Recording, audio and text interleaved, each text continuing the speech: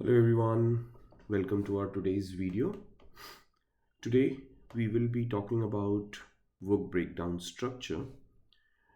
Now, if you recall our previous videos, last 3 or 4 videos, where we have been discussing about scope planning in general, like scope statement was our last discussion. Before that, collecting the requirements, and prior to that, we talked about preparing the management plans. So today we will be going over our final video in this scope planning discussion, which is on work breakdown structure, or you can say in short WBS. See, one thing we have to understand about WBS is that it's the backbone of your project. Remember, we said that requirements are the foundation of your project. In the exact same way, we can say that WBS is the backbone of your project.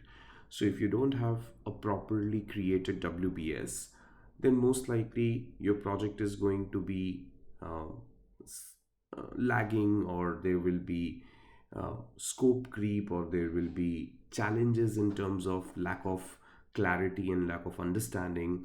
And also, another very important thing about WBS is that it acts as an integration point for various different project management areas like schedule, budgets, quality, risk, resources, and so on. So, what is this work breakdown structure? See, it's very simple. If you think about it, whenever you are trying to do a big complex task in your personal life, let's say you are managing a big marriage event, you always want to break it down naturally. Intuitively it comes to us that we want to break it down into smaller events. Rather than managing the whole marriage as a single event, we prefer to break it down. And that's exactly what we are also advocating here, that your project is probably one large initiative, or it will be developing or producing one big final output. Let's say we want to construct a new house. Now, we have to break it down into maybe some smaller pieces, like, say, for example, foundation, then ground floor,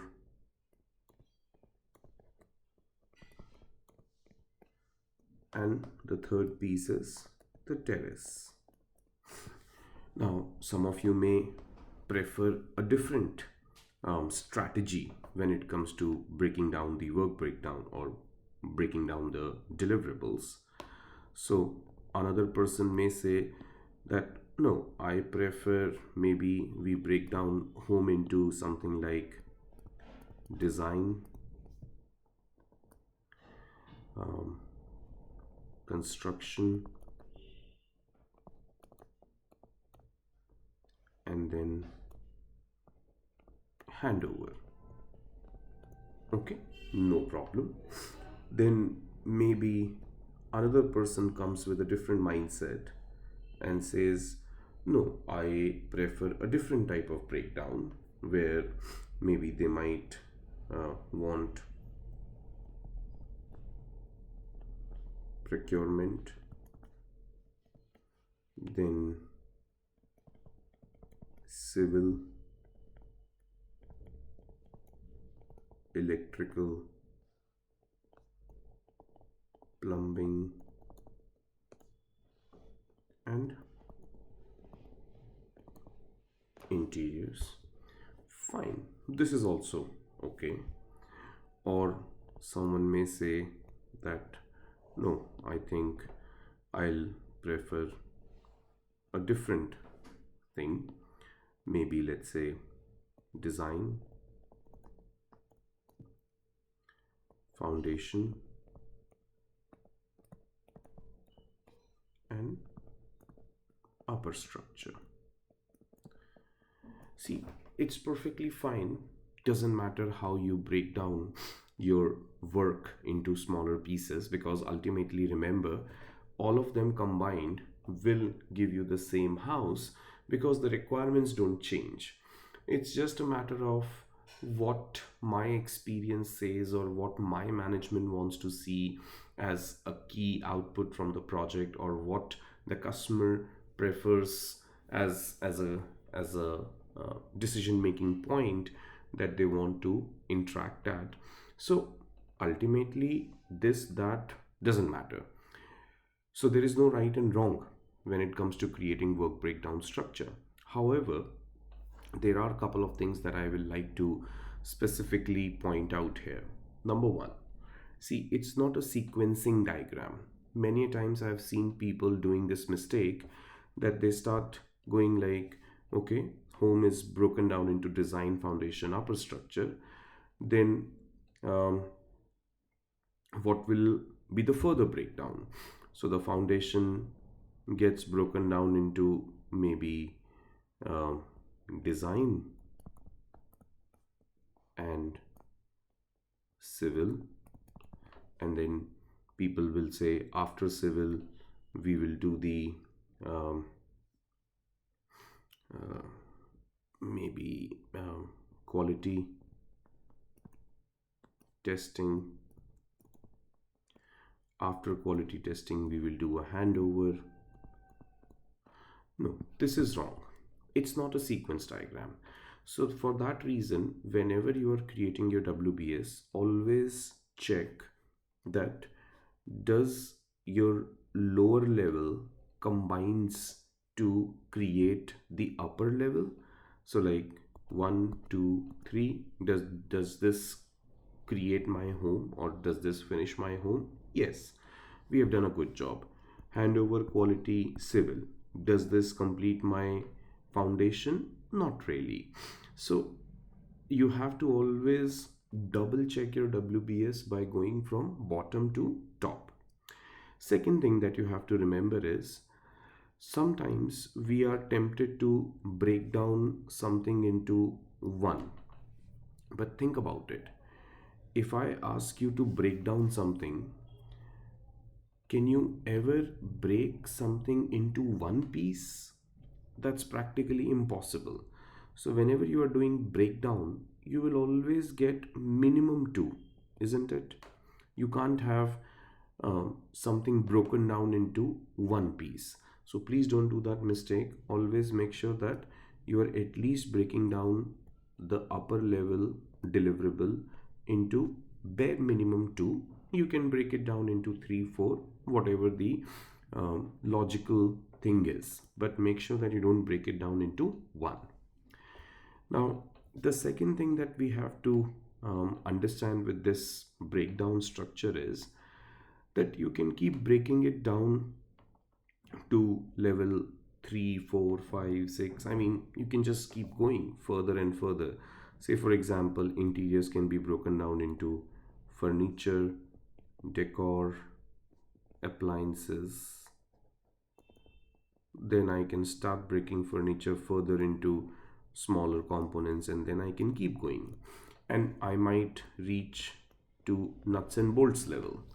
But that's not really recommended, because when you go so much deeper or so lower into the WBS, you probably end up doing micromanagement. And of course, that is something we would not want. So, where do we have to stop? Is there some kind of recommendation? Surely, there is a recommendation, and that's what we're going to look at next. So, I'm just going to take this off for a moment. Yeah. So, the thumb rule says check if your deliverable takes more than 80 hours of effort. If yes, break it. Say, for example, will I be able to complete my plumbing in less than 80 hours? I don't think so. So, we can break it down. However, if your deliverable takes less than 80 hours of effort, then you should not break it down any further. I will say leave it.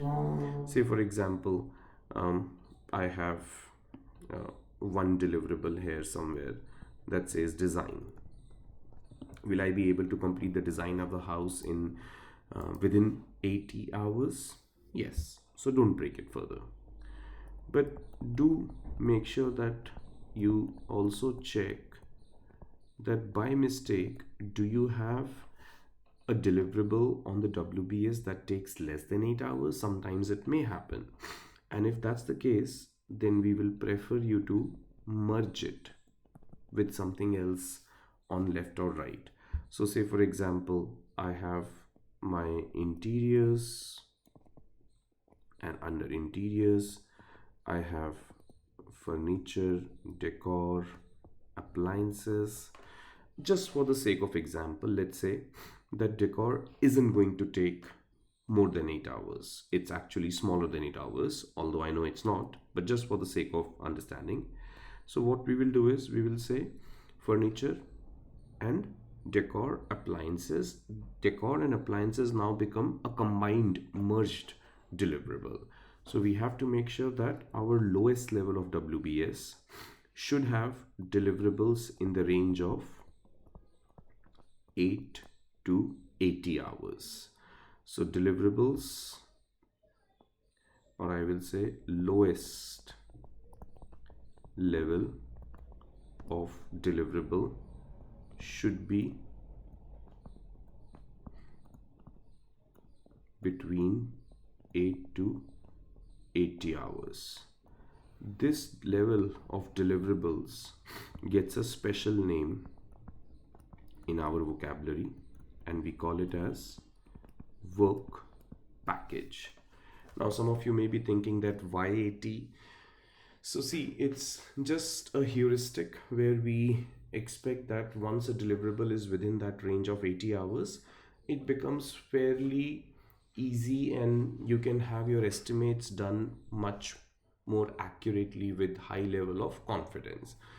It's not a standard, it's a thumb rule. So you might say that it might be sometimes that your deliverables are within a range of 100 hours or 90 hours or 80 hours or 70 hours. That's fine, as long as you're breaking them down to a uniform level, perfectly fine.